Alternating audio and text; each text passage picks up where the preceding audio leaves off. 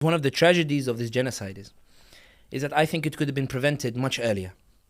I think that if the Saudis had said that normalization talks are ended, genocide is a red line. If UAE had kicked out the Israeli ambassador and reversed normalization. If Morocco had reversed normalization the way it did in 2000 and 2001 after the second intifada.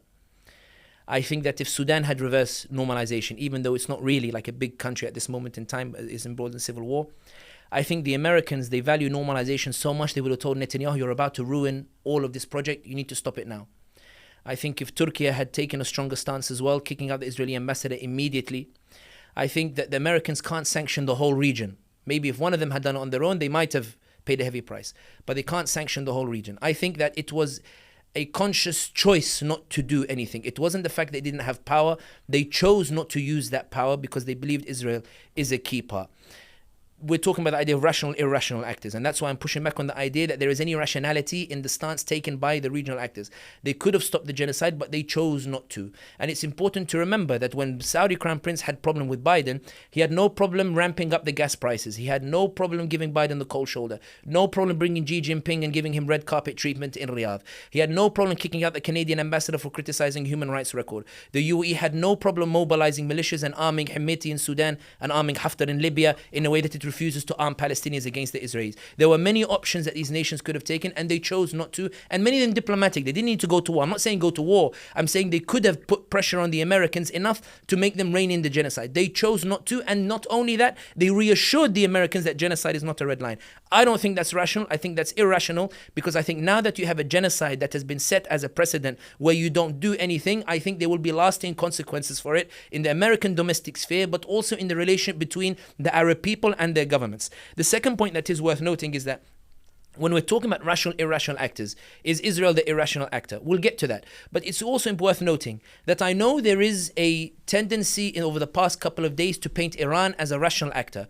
Iran was a rational actor insofar as it understood that Netanyahu wants a regional war and it refused to take the bait. But it's also worth noting that while many people celebrated, and let's put it bluntly, celebrated at least some reaction to Israel's committing of a genocide through the firing of the missiles, Iran's firing of the missiles, it's important to remember that Iran's entire foreign policy in the region is built on militias that operate outside of the central government to paralyze that central government on a sectarian basis, and that they are guilty themselves of massacring thousands and displacing thousands of people in the region themselves. And that's why there is an Arabic saying that Allah yadhrub al-taghi bil-taghi. Allah hits a tyrant with a tyrant. And that's how many people in Syria, in Iraq, in Yemen view the Iran-Israel, in that it's not rational versus irrational.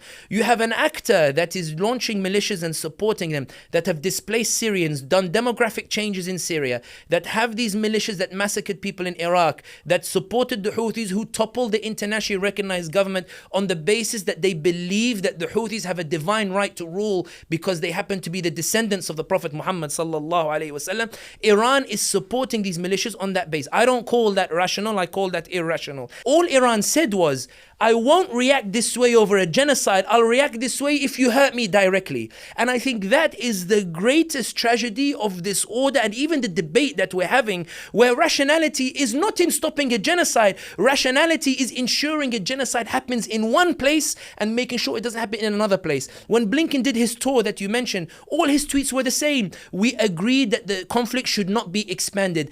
Translation should be, we agreed that the genocide should happen here and there should be no one intervening in this genocide that's taking place. The only reason the genocide is now under threat, Netanyahu is under threat, is not because of Iran. It's not because of Saudi. It's not because of UAE. It's because of public opinion that is shifting in Israel and outside Israel itself. Biden didn't buckle because Saudi threatened him. Biden didn't buckle because Turkey threatened him. Biden buckled because when he looks at the polls in America, the ordinary American, white, black, Arab, Hispanic, the ordinary American is saying, Joe Biden, I'm going to punish you in November because you supported a genocide. And the Democrats are now saying, hang on a second, are we really about to lose an election because of what's happening in Gaza? Netanyahu, hold up. Netanyahu, hang on a second. Netanyahu says, what's the problem? They're telling Netanyahu, we're not against the genocide, but why do we have to pay the price for it? Netanyahu, you need a more PR a friendly way to do it. Let's do a humanitarian corridor where people go under the protection of the Israeli army. Let's do a humanitarian truce where we swap the hostages. We'll continue the genocide. Don't do Rafah unless you have a plan for what you're going to do with the Palestinian refugees. They're not against the genocide. They're against the PR damage that they're receiving, which shows that ultimately, as has been the case with all revolutions, ultimately it's not the nation states that made the difference. It's the ordinary voice that made the difference.